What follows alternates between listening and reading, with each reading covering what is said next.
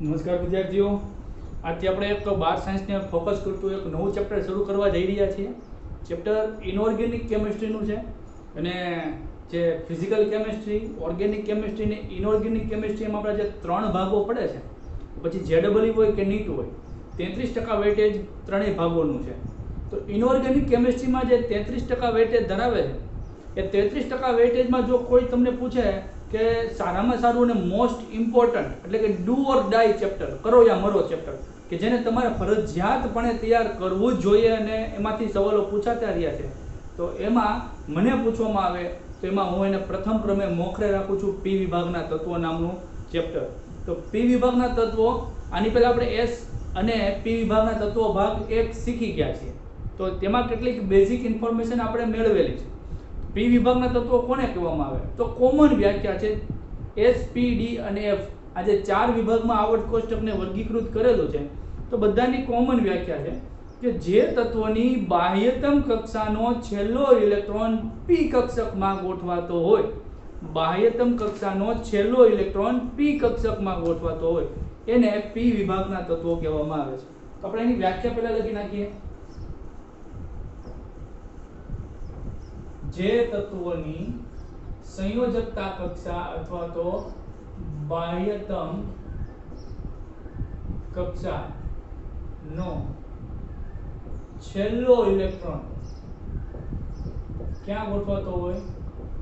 પી કક્ષકમાં ગોઠવાતો હોય.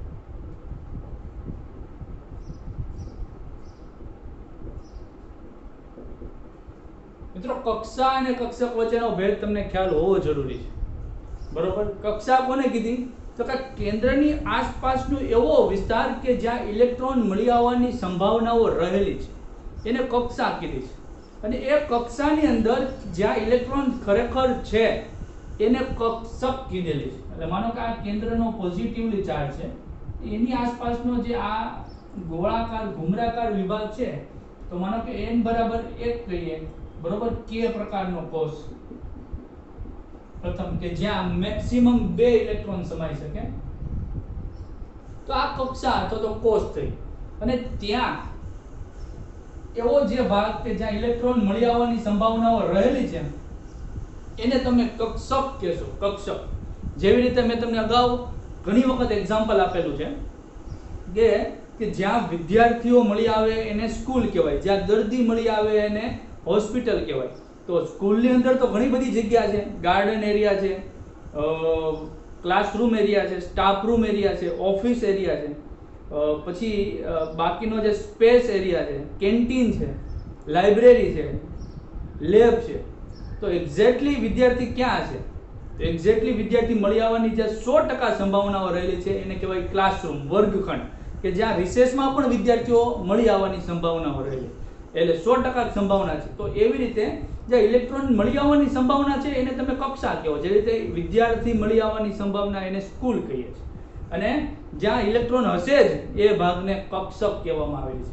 આની ઉપરનો જે કોષ છે, આપણે એને n બરાબર 2 કહીએ, ત્યારે આપણે એને L નામનો કોષ કહીએ છીએ, જ્યાં મેક્સિમમ 8 ઇલેક્ટ્રોન મળી આવવાની સંભાવના છે.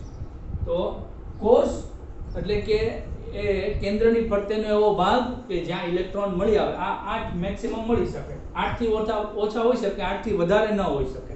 એ રીતે એની ઉપરનો જે કોષ n બરાબર 3, m નામનો કોષ, KLMN જેને કીધું છે, કે જ્યાં મેક્સિમમ 18 ઇલેક્ટ્રોન મળી આવવાના. તો આ 18 ઇલેક્ટ્રોન અલગ અલગ કક્ષામાં હશે. જો અહીંયા જે K નામનો કોષ છે ને, ત્યાં માત્ર S પ્રકારની કક્ષકનું જ અસ્તિત્વ છે. એમ n બરાબર 2 L નામનો જે કોષ છે ને, જ્યાં S અને P બંને પ્રકારની કક્ષકનું અસ્તિત્વ છે. તો S કક્ષક કોને કીધી? S કક્ષક એક જ પ્રકારની હોય છે, જ્યાં મહત્તમ 2 ઇલેક્ટ્રોન સમાઈ શકે, અને જેનો આકાર ફૂટબોલના દડા જેવો ગોળ, સ્ફેરિકલ, નહીં કે બંગડી જેવો, રિંગ નહીં. એ રીતે P કક્ષક ની સંખ્યા 3 હોય છે. કઈ? Px, Py અને Pz. એટલે 3 એક કક્ષકમાં 2 ઇલેક્ટ્રોન સમાય, 3 કક્ષકમાં 6 ઇલેક્ટ્રોન સમાઈ શકે.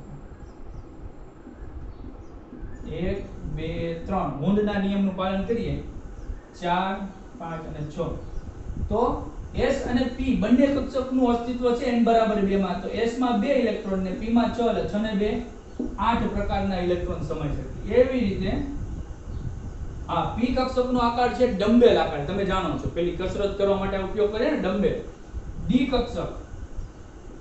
કક્ષક છે 5 એકી સંખ્યા 1 3 5 છે ને તો 5 કક્ષક હોય તો એમાં એકમાં 2 ઇલેક્ટ્રોન સમાય તો 5 માં કેટલા ઇલેક્ટ્રોન સમાય 10 ઇલેક્ટ્રોન અને 5 કક્ષકો હું અહીં દોરીશ 1 2 3 4 ને 5 વુન્ડના નિયમ પ્રમાણે ઇલેક્ટ્રોન ગોઠવો પહેલા અયુગ્મિક 5 6 7 8 9 અને 10 ઇલેક્ટ્રોન તો જે n બરાબર 3 છે ને એમાં 18 ઇલેક્ટ્રોન સમાઈ શકે એટલે અહીંયા S P અને D ત્રણેય પ્રકારની કક્ષકનું અસ્તિત્વ છે n બરાબર 3 એટલે 3s 3p અને 3d D કક્ષકો 5 ના નામ આ રીતના છે dxy dyz dzx dx2 y2 dz2 10 electron ગણો હવે ત્રણેય પ્રકારની કક્ષક તો મેક્સિમમ કેટલા ઇલેક્ટ્રોન 2 ને 6 8 ને 10 18 એટલે n બરાબર 3 માં 18 ઇલેક્ટ્રોન સમાઈ શકે એની ઉપરનું જે આખો કોષ આખો નથી દોરતા n બરાબર 4 જેને આપણે n કોષ કહીએ છીએ n નામનો કોષ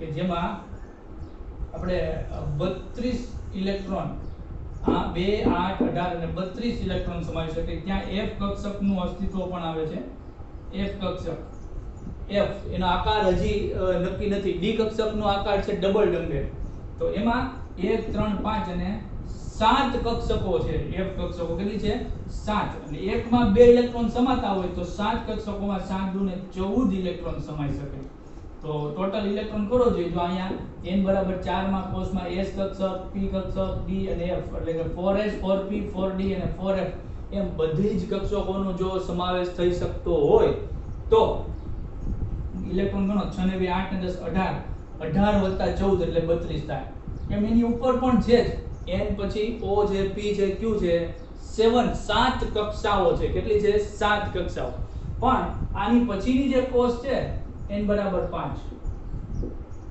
એમાં ધીમે ધીમે જેમ કેન્દ્રથી દૂર જાવ એમ ઇલેક્ટ્રોનનું કેન્દ્ર પ્રત્યેનું આકર્ષણ ઘટતું જાય હવે આ જે ઇલેક્ટ્રોનની ગોઠવણી જ્યારે થતી હોય કક્ષા અને કક્ષામાં રહેલી કક્ષકોમાં જ્યારે ઇલેક્ટ્રોન ગોઠવાતો હોય અને એ ઇલેક્ટ્રોન જો છેલ્લો ઇલેક્ટ્રોન લાસ્ટ ઇલેક્ટ્રોન જો p કક્ષકમાં ગોઠવાતો હોય તો એને તમારે p વિભાગમાં મૂકવાના છે જો એનો સમાવેશ એનો છેલ્લો ઇલેક્ટ્રોન s કક્ષકમાં ગોઠવાતો હોય તો એને s કક્ષકમાં ગોઠવા આની પહેલા અહીંયા આવે છે s કક્ષક આવર્ત કોષ્ટકની વાત કરીએ છીએ છે ને આવર્ત કોષ્ટક તમારે અહીંયા s કક્ષક નો સમાવેશ થાય છે પછી વચ્ચે આખો d વિભાગ આવી જાય છે s અને d અને છેલ્લે એન્ડમાં p વિભાગ આવે છે આખું આવર્ત કોષ્ટક ઇમેજિન કરજો s વિભાગ વચ્ચે d વિભાગ અને અહીંયા છેલ્લે p s d p અને f ક્યાં છે તો કે f d વિભાગની વચ્ચે છે જે સમાય નથી શકતો એટલે બે આખી શ્રેણી નીચે મૂકેલી છે જેને આપણે આવર્ત કહીએ છીએ s આવર્ત કોષ્ટક ઇમેજ કરજો s p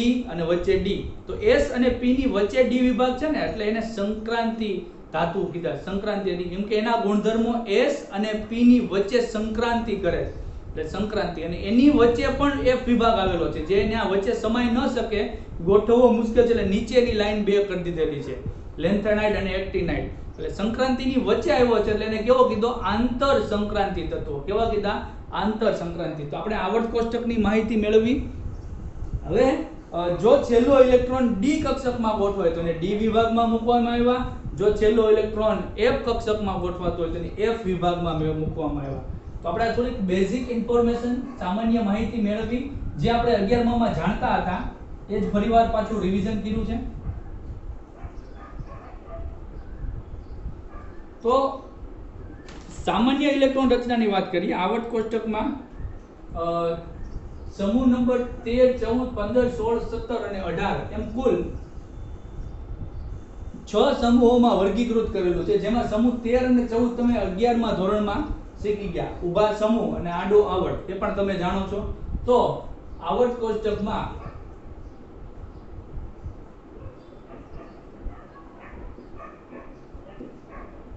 સમૂહ 13 થી 18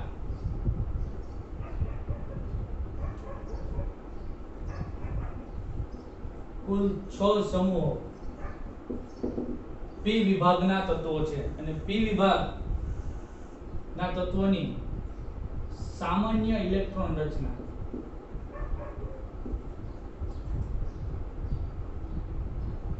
NS, જ્યાં n છે એ કક્ષા દર્શાવે છે 1 2 3 4 5, તો S માં મેક્સિમમ 2 ઇલેક્ટ્રોન ગોઠવાય, NS2 NP માં 1 થી માંડીને p કક્ષકમાં કેટલા મેક્સિમમ ઇલેક્ટ્રોન સમાઈ શકે?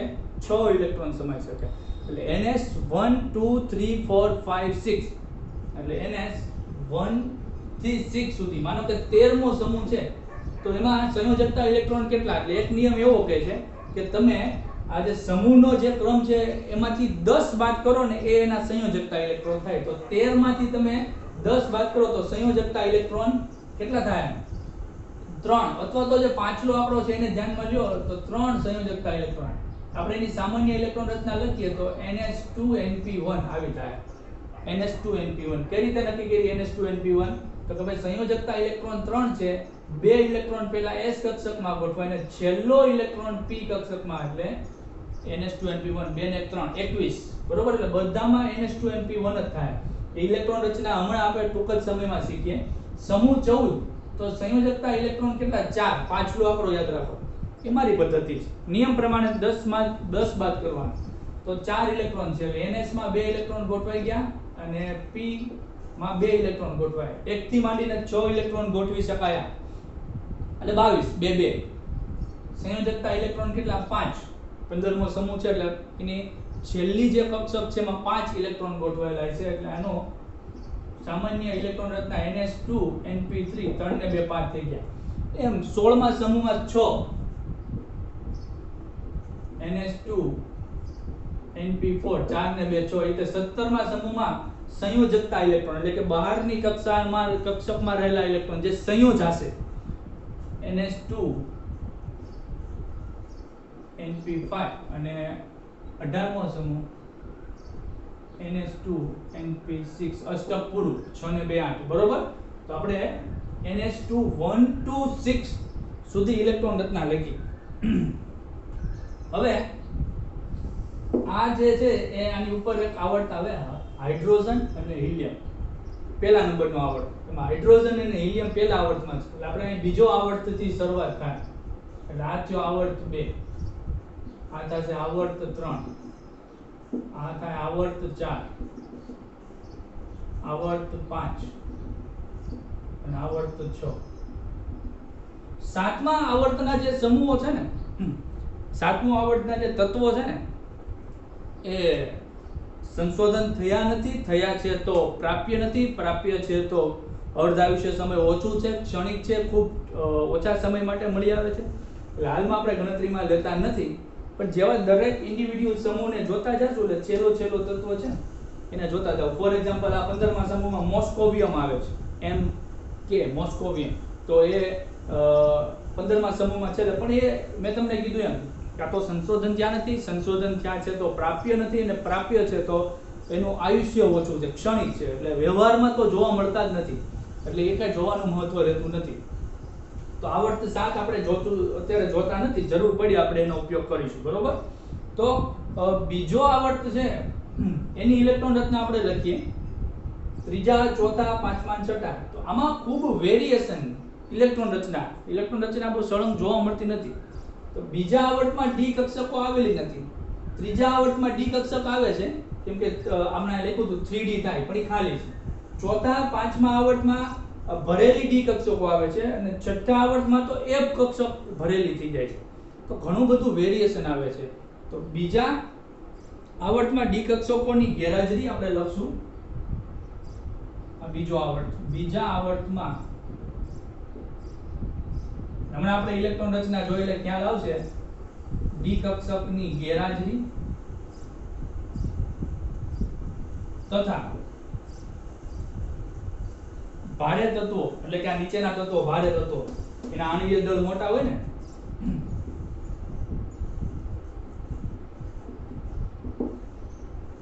ડી કક્ષક અને અથવા ડી તથા F કક્ષકની હાજરી.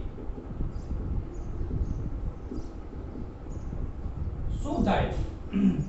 તો સાહેબ એક ડી કક્ષક, ખાલી એક ડી કક્ષકની એન્ટ્રી થાય એટલે 10 ઇલેક્ટ્રોન એક એકલી કક્ષકમાં સમાઈ લે. એક એફ કક્ષક આવે ને તો એક એકલી એફ કક્ષક 14 ઇલેક્ટ્રોનને સમાવી લે. ફેર પડે કે ન ફેર પડે? બાઇક લઈને જતા હોય તો મેક્સિમમ 2 કે 3 જણા, ફોર વ્હીલ લઈને જાવ તો 5 કે 7 જણા, બસ લઈને જાવ તો એકારે 50 60 70 જણા થાય. ફેર તો પડે ને કે એક જ વાહન જતું હોય બાઇક તો 2 કે 3 જણા જઈ શકે. એક જ કાર જતી હોય તો 5 કે 7, એસયુવી હોય તો 7 જણા, તો સિટી રાઇડ જતી હોય તો 30 35 જણા, મોટી લક્ઝરી જતી તો 50 60 જણા. તો ફેર પડે. તો એક કક્ષક જે એસ છે એ 2 ઇલેક્ટ્રોન જ સમાઈ શકે, જ્યારે એફ છે એ 14 ઇલેક્ટ્રોન સમાઈ શકે. તો એના કારણે આ ઉપરથી નીચે આવો ને ભૌતિક ગુણધર્મો સરખા રહેતા નથી, અને એની અસર ને હાજરીને કારણે ભૌતિક ગુણધર્મો જેવા કે પરમાણુનું દળ, પરમાણિક દળ સિવાયનું પરમાણુય ત્રિજ્યા, આયનીય ત્રિજ્યા, પછી વિદ્યુત ઋણતા, આયનીકરણ એન્થાલ્પી જેની વિશે આપણે વાત કરશું, આયનીકરણ એન્થાલ્પી, ઇલેક્ટ્રોન પ્રાપ્તિ એન્થાલ્પી, ધાત્વીય ગુણ ને અસર કરે છે. એટલે કે ઉપરથી નીચે આવો એમએમએમ, અહીંયા ડી કક્ષક છે જ નહીં, આવર્ત 3 માં ડી કક્ષક છે પણ ખાલી, અહીંયા બધામાં ભરેલી ડી કક્ષક, અહીંયા બધામાં ભરેલી ડી કક્ષક, અને છેલ્લામાં તો એફ કક્ષક ભરેલી. તો આના કારણે ઉપરથી નીચે તરફ આવો એમ ડી કક્ષકની એન્ટ્રી થાય ને ભારે તત્વોમાં તો એફ કક્ષકની પણ એન્ટ્રી થાય. તો એના કારણે આ બધા ગુણધર્મો ક્યાં પરમાણુ ત્રિજ્યા, આયનીય ત્રિજ્યા, વિદ્યુત ઋણતા, આયનીકરણ એન્થાલ્પી, ઇલેક્ટ્રોન પ્રાપ્તિ એન્થાલ્પી અને ધાત્વીય ગુણ સરખા રહેતા નથી, ફેરફાર જોવા મળે છે. એટલે જ અહીંયા તમને રંગીન દેખાય છે. જે તમને લાલ ભાગ તમે જે જોઈ રહ્યા છો ને એ બધા અર્ધ ધાતુ છે, મેટેલોઇડ્સ છે. આ જે ગ્રીન ભાગ જોઈ રહ્યા છો એ બધા ધાતુઓ છે, મેટલ છે, અને જે બ્લેક કલર થી જોઈ રહ્યા છો એ બધા નોન મેટલ એટલે કે અધાતુ છે, અને બ્લુ કલર થી જોવો છે નિષ્ક્રિય વાયુઓ છે. એટલે મેં અલગ અલગ ભાગ કર્યા છે. તમારે પણ આ રીતે તમારી બુકમાં વ્યવસ્થિત બધું એકો એક બુકમાં એક પણ વસ્તુ છોડતા નહીં, કન્ટેન્ટ બધું જ લખતા જાજો. અને આ જે 3 વસ્તુ છે ને કે આ બધા છે રેડ, તો એ અર્ધ ધાતુ, ગ્રીન આ વાળા ભાગ લખ્યા છે એ ધાતુઓ છે, અને આ બધા અધાતુઓ છે. એના કારણે રાસાયણિક ગુણધર્મોમાં પણ ઘણો બધો ફરક. તો પી વિભાગમાં શું છે, જો એસ વિભાગની જેમ અહીંયા બહુ અપવાદ એક્સેપ્શન નથી આવતા, એટલે ડોન્ટ વરી અબાઉટ ધેટ. બહુ એક્સેપ્શન એટલે અપવાદ આવતા નથી, બહુ સરળ ચાલ્યું છે. જે 15મા સમૂહમાં જે નિયમ લાગુ પડે છે ને એ જ પ્રકારના નિયમો 16, 17 ને 18માં લાગુ પડશે. એટલે ડોન્ટ વરી અબાઉટ ધેટ. એમ સહેલું છે, પણ કન્સેપ્ટ સમજી લેવાનો. એક વખત ઇનઓર્ગેનિક નો કન્સેપ્ટ સમજાઈ જાય એટલે તમારું કામ હેલું છે. યાદ રાખજો મિત્રો, કેમ કે ઇનઓર્ગેનિક કેવું છે કે બહુ પ્રિપરેશન સ્ટાર્ટિંગમાં કરવી પડે, પછી ભૂલાતું નથી. એ હંમેશા માટે યાદ રહે, પણ કન્સેપ્ટને સમજજો. અને આપણે ઓનલાઈન અહીંયા જે વિડિયો લેક્ચર દ્વારા ચાલુ કર્યું એનું મુખ્ય કારણ કે મારું એવું માનવું છે કે તમારે કાલ સવારે પાછું જો રિવિઝન કરવાની ઈચ્છા થાય કોઈ પણ સમય, તો તમે આ વિડિયો લેક્ચર ફરીવાર જોઈ અને દરેકે દરેક વસ્તુનું રિવિઝન કરી શકો. અન્યથા ક્લાસરૂમમાં ભણ્યા હોય તો તમે હાજર ગેરહાજર મેન્ટલી ફિઝિકલ એબસન્ટ હોય તો એ ગયું તો ગયું, પણ આને તમે ફરી વખત જોઈ શકશો. એટલે આ હેતુથી આપણે પી વિભાગ અહીંયા આપણે સ્ટાર્ટ કરેલો છે.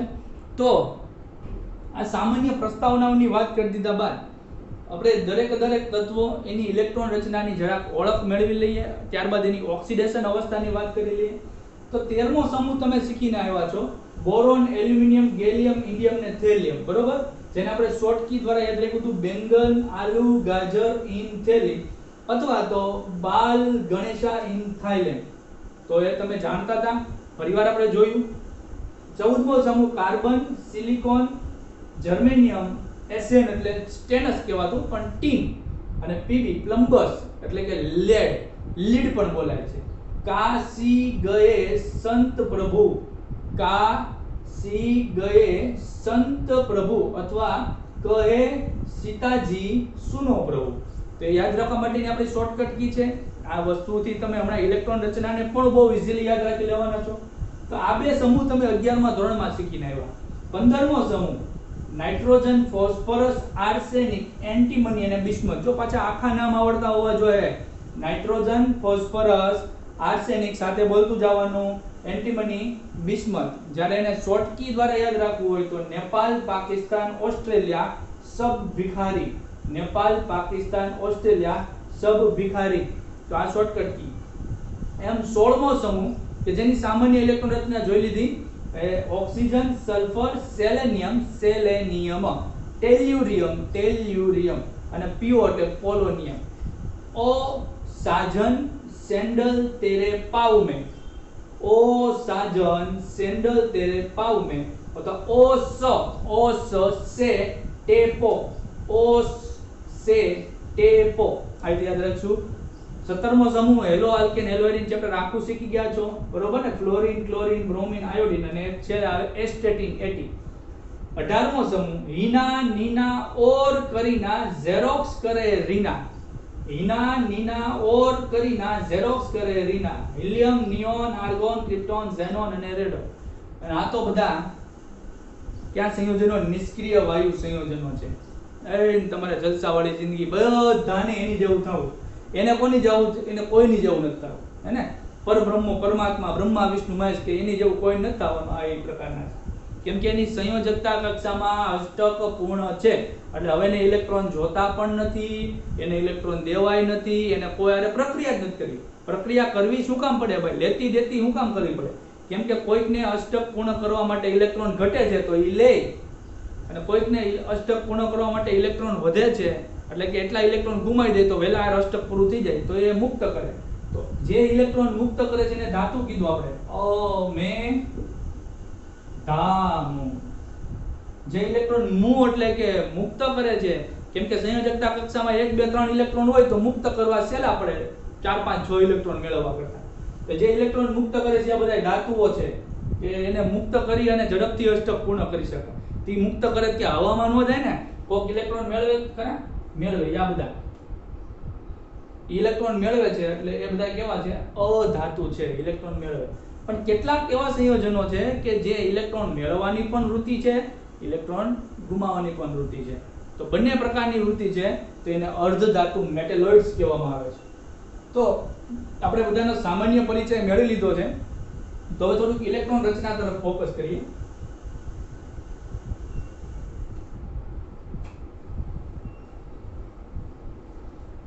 ધ્યાન રાખજો એટલે બધાની ઇલેક્ટ્રોન રચના અત્યારે આજના આપણા વિડિયો લેક્ચરમાં જ તમારે પાકી થઈ જાય।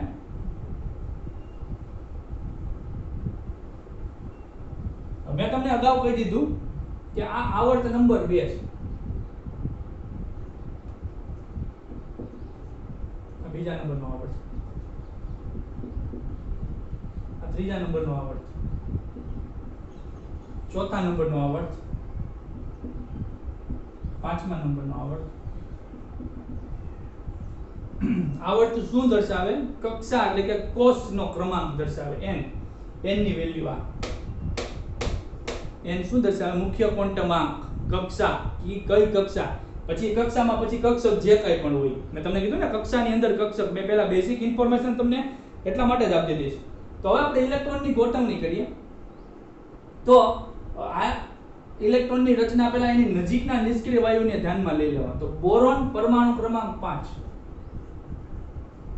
બરોબર? સમૂહ 1 માંથી 2 તરફ આવો ને, 1 માંથી 2 માં આવો એટલે 2 8 8 18 18 32 આવો વધારો થાય। 1 માંથી 2 2 નો વધારો, 2 માંથી 3 8 નો વધારો, 3 માંથી 4 2 માંથી 3 8 નો વધારો ઇલેક્ટ્રોનમાં, 3 માંથી 4 8 નો વધારો, 18 નો વધારો, 32 નો વધારો, 2 8 8 18 18 32। તો સમૂહ 1 નો માત્ર હિલિયમ જ છે, બરોબર? એટલે 2 નો વધારો નહીં આવે, સીધું 8 8 18 18 32 નો વધારો આવશે। એટલે અહીંથી અહીંયા આવે એટલે 8 નો વધારો થાય। તો 5 પરમાણુ ક્રમાંક છે પ્લસ 8 એટલે 13, જ્યાંથી અહીંયા આવો એટલે 8 પાછો વધારો પ્લસ 8, 13 વત્તા 8 2 8 18 18 32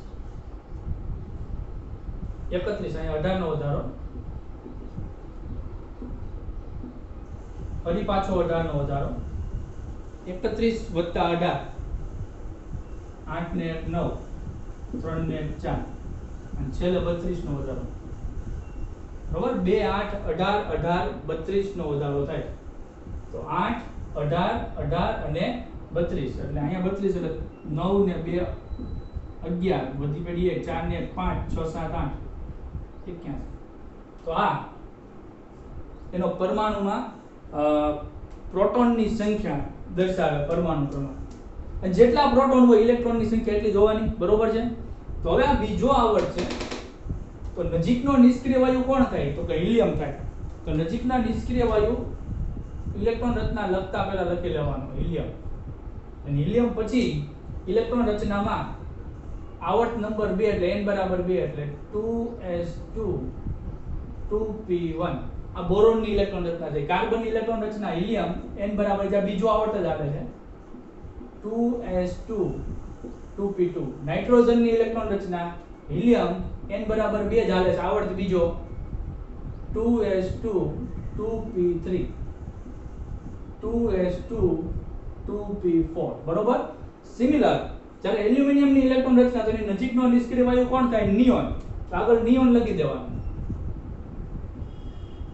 નિયોન કે જેની પાસે ઇલેક્ટ્રોન હોય છે 10 કેટલા ઇલેક્ટ્રોન હોય છે 10 નિયોન તો હવે આવર્ત ત્રીજો થઈ ગયો આ ત્રીજો આવર્ત n બરાબર 3 લખવાનું 3s2 3p1 બરોબર સિલિકોનની વાત આવે તો નિયોન n બરાબર 3 3s2 14મો સમૂહ છે એટલે 2 2 આવશે 15મો સમૂહ એટલે 2 3 16મો સમૂહ 2 4 17મો 2 5 અને 18મો 2 6 હવે અહીંથી ફેરફાર આવે છે મેં તમને કીધું ને જો અહીંયા છે ને ડી કક્ષક છે ખરી પણ ખાલી છે 3d0 એટલે આ ત્રીજા આવર્તમાં ડી કક્ષક છે પણ ડી કક્ષક ખાલી ડી કક્ષકની હાજરી છે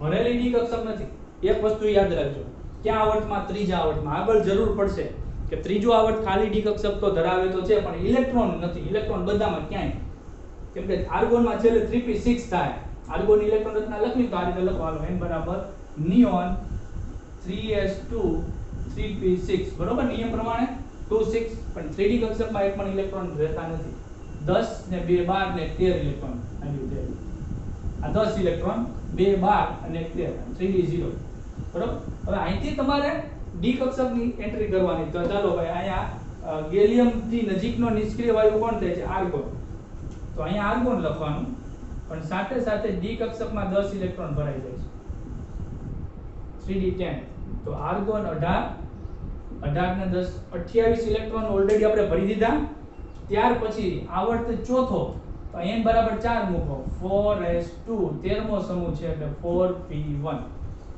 18 ને 2 20 ને સોરી 10 ને 28 ને 2 30 ને 31 થઈ ગયા એની પછી ઇન્ડિયમ નજીકનો નિષ્ક્રિય વાયુ ક્રિપ્ટોન તો અહીંયા ક્રિપ્ટોન લખવાનું અને અહીં કેમ 3d10 લખ્યું હોય તો 4d10 તો અહીંયા જો ભરેલી ડી કક્ષકની હાજરી આવી ગઈ મિત્રો બરોબર તો પાંચમો આવર્ત n બરાબર 5 મૂકો 5s2 5p1 અને નજીકનો નિષ્ક્રિય વાયુ ઝેનોન તો અહીંયા શું યાદ રાખવાનું કે પછી અહીંયા બધામાં એ જ લાગુ પડે આ અહીંયા બધામાં સરખું જ લાગુ પડશે ઝેનોન તો 4d પછી શું આવે 4 5d આવે પણ એની પહેલા 4f કક્ષકની પણ એન્ટ્રી થઈ જાય 4f માં 14 ઇલેક્ટ્રોન પછી 5d માં 10 તો હિલિયમ નિયોન ડી કક્ષક નથી argon 3d10 krypton 4d10 xenon 4f14 5d10 તો આ એક યાદ રાખી લ્યો એટલે આખા આવર્તમાં એ કોમન લાગુ પડવાનું છે બધે અને હવે ઇલેક્ટ્રોન રચનામાં n બરાબર અહીંયા છઠ્ઠો આવર્ત એટલે 6 6s2 6p1 તો આ બધાની ઇલેક્ટ્રોન રચના લખી નાખી આપણે હવે કાર્બન નો જે સમૂહ છે અને કાર્બન સમૂહના તત્વો તો કાર્બન પરમાણુ ક્રમાંક કેટલો થાય 6 8 નો વધારો 14 18 નો વધારો 32 18 નો વધારો 50 અને 32 નો વધારો 82 તો ચાલો આપણે એની ઇલેક્ટ્રોન રચના લખીએ મિત્રો આયા તો લખી નાખી માનો કે ગેલિયમની ઇલેક્ટ્રોન રચના લખવી છે જર્મેનિયમ સોરી તો એની ઇલેક્ટ્રોન રચના કેવી થાય તો 14મો સમૂહ થાય કાશી ગયે એવું ને ગયે NH2NP4 14મો સમૂહ 22 કરવાનું છે કાશી ગયે ત્રીજો આવ્યો ને ત્રીજો એટલે હિલિયમ નિયોન આર્ગોન 3d10 ત્રીજો આવ્યો ને કાશી ગયે આ વિચારવાનું કાશી ગયે ત્રીજું હિલિયમ નિયોન આર્ગોન 3d10 ને પછી 14મો સમૂહ છે એટલે ચોથો આવર્ત એટલે 4s2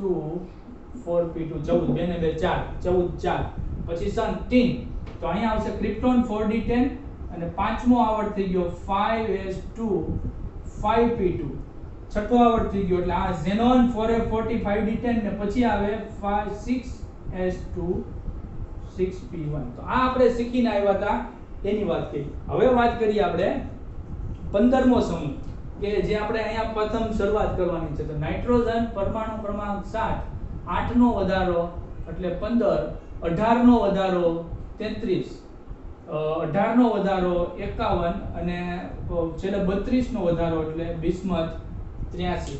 અને એની ઇલેક્ટ્રોન રચના લખીએ. નાઇટ્રોજન ની લખી લીધી, ફોસ્ફરસ તો ખાલી આર્ગોન નિયોન અને ત્રીજો આવર્ત થઈ ગયો એટલે 3s2 3p3. 15મો સમૂહ 3 ને 2 5, સંયોજકતા ઇલેક્ટ્રોન 5. આર્સેનિક આર્ગોન 3d10, ચોથો આવર્ત 4s2 4p3. એન્ટીમની પાંચમો આવર્ત ક્રિપ્ટોન 4d10 અને પછી લખવાનું પાંચમો આવર્ત એટલે 5s2 5p3 23 બગડો અને તગડો. અને બિસ્મથ છઠ્ઠો આવર્ત એટલે ઝેનોન 4f40 5d10 આગળ લખી લેવાનું 6s2 6p3. સલ્ફર સમૂહની વાત કરો. સલ્ફર સમૂહ તો ઓક્સિજન પરમાણુ ક્રમાંક 8, પછી 8 નો વધારો 8 ને 8 16, 18 નો વધારો 34, 18 નો વધારો 52 અને 32 નો વધારો 84. પોલોનિયમ, પોલોનિયમ પાછો રેડિયો એક્ટિવ તત્વ છે, આ રેડિયો સક્રિય સ્ટાર, બરોબર. એટલે એને આપણે વ્યવહારમાં બહુ એનો ઓછો ઉપયોગ કરશું પોલોનિયમનો. બિસ્મથ છે એ ધાતુ છે. તો ઇલેક્ટ્રોન રચના લખો 16મો સમૂહ એટલે 2 ને 4, 4 ને 2 6, સંયોજકતા ઇલેક્ટ્રોન. સલ્ફર નજીકનો નિષ્ક્રિય વાયુ નિયોન અને પછી અહીંયા લખવાનું ત્રીજો આવર્ત છે એટલે 3s2 3p4. અહીંયા સેલેનિયમ એટલે આર્ગોન 3d10, બરોબર, કોમન ભૂલતા નહીં, 4s2 4p4. Tellurium krypton 4d10, helium neon argon 3d10, krypton 4d10, xenon 4f14 5d10 આ યાદ રાખી જ લેવાનું. અને અહીંયા પાંચમો આવર્ત છે એટલે 5s2 5p4, 24 યાદ રાખવાનું છે. અહીંયા આવશે 6s2 6p4. આગળ કોમન તો આ ખરું જ. ત્યારબાદ ફ્લોરિન તો પરમાણુ ક્રમાંક 9, 8 નો વધારો 17, 18 નો વધારો 35, 18 નો વધારો 53, 32 નો વધારો 85. તો આ વધારો આ રીતનો. તો ઇલેક્ટ્રોન રચના મુજબ આની ઇલેક્ટ્રોન રચના લખીએ તો હિલિયમ 17મો સમૂહ છે એટલે 2 ને 5 7 એટલે 2s2 2p5, બરોબર. 2p1 2 3 4 5. અહીંયા 3s2 આગળ જે લખવાનું છે તો લખવાનું છે નિષ્ક્રિય વાયુ 3p5. અહીંયા ચોથો આવર્ત 4s2 4p5. અહીંયા 5s2 5p5 અને 6s2 6p5. એટલે ઇલેક્ટ્રોન રચના આપણે મિત્રો બધાની પાકી થઈ જવી જોઈએ. હિલિયમ એકમાત્ર અપવાદ છે કે જેમાં p કક્ષક નથી, નિષ્ક્રિય વાયુ 1s2. p કક્ષક છે જ નહીં, s કક્ષકમાં ઇલેક્ટ્રોન ગોઠવાય, તેમ છતાં એને p વિભાગમાં ગણેલો છે. આમાં હિલિયમ 2s2 2p6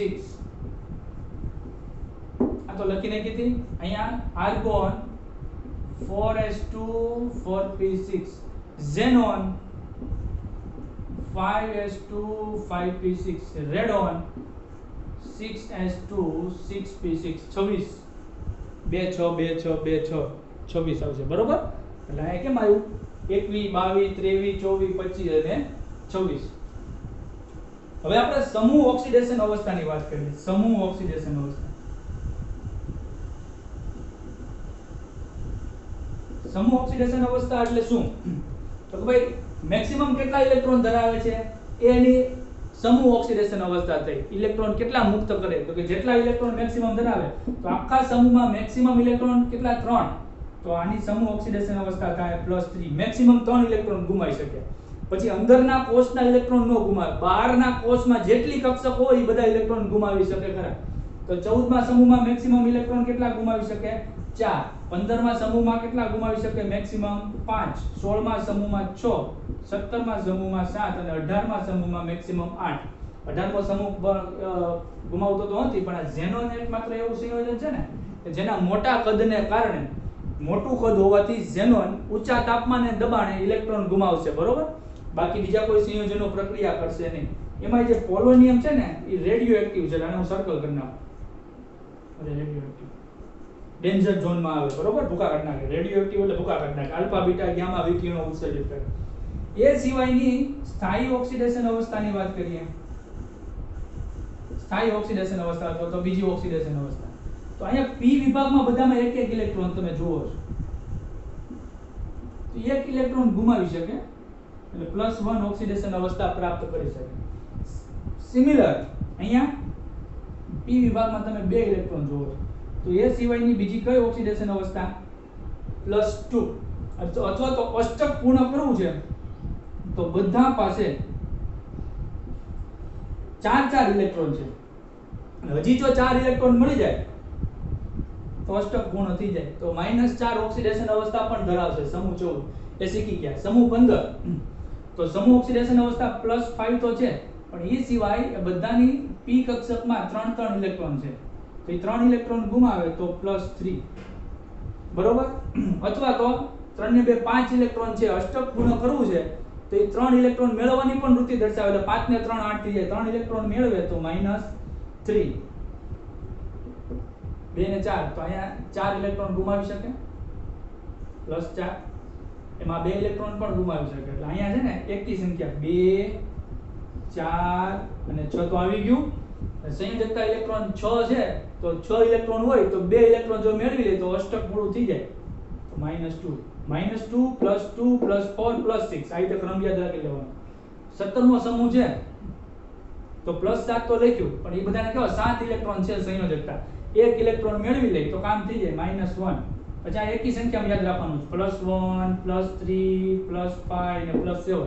જેમાં કેમ બેકી સંખ્યા યાદ રાખી -2 +2 +4 +6 સિમિલર. અને અહીંયા પણ બેકી સંખ્યા +2 +4 +6 ને +8. કેમ કે અષ્ટક પૂર્ણ છે એટલે ઇલેક્ટ્રોન તો મેળવશે નહીં, બરોબર. અને આપણે જે વાત કરી કે અહીંયા ખાલી D કક્ષકની હાજરી, અહીંયા બધામાં ભરેલી D કક્ષક અને અહીંયા F કક્ષકની હાજરી, એના કારણે ભૌતિક ગુણધર્મોમાં ફેરફાર થાય. કેવા ફેરફાર થાય ભૌતિક ગુણધર્મોમાં? તો એ પણ આપણે વાત કરીએ કે ભાઈ તમે ઉપરથી નીચે તરફ જાઓ. કોમનલી આપણે યાદ રાખી લઈએ, ઉપરથી નીચે તરફ જાઓ તો પરમાણુના કદમાં 8 18 18 અને 32 નો વધારો થાય છે. 8 18 18 અને 32. એટલે સૌપ્રથમ આપણે લખી શકીએ પરમાણિક કદ વધે.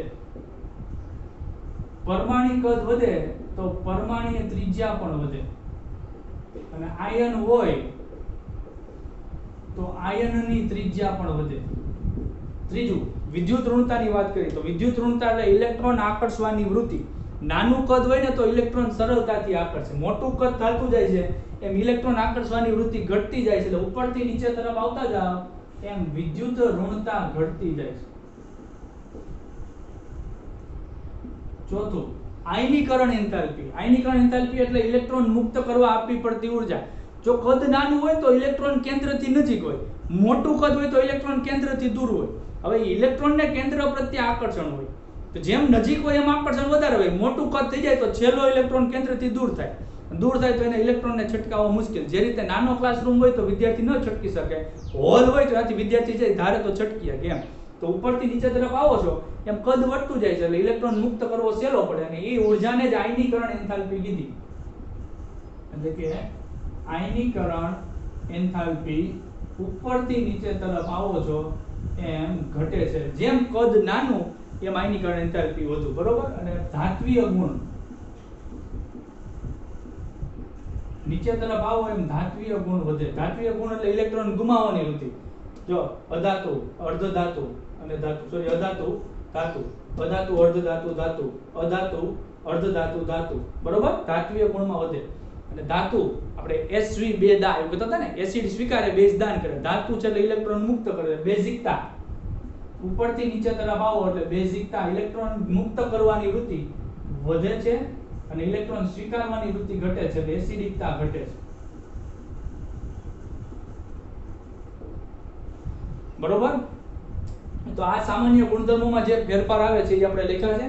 અને હવે આપણે ઓક્સિડેશન અવસ્થા રિલેટેડ બધી જ વસ્તુની વાત કરી લીધી છે. એટલે આવતીકાલે આપણે આવતા વિડિયો લેક્ચરમાં આપણે સમૂહ 15 થી શરૂઆત કરશું અને સમૂહ 15 માં રિલેટેડ ડિટેલમાં ગુણધર્મો શીખીશું. ત્યાં સુધી રિવિઝન કરતા રહ્યો, શીખતા રહ્યો. ધન્યવાદ.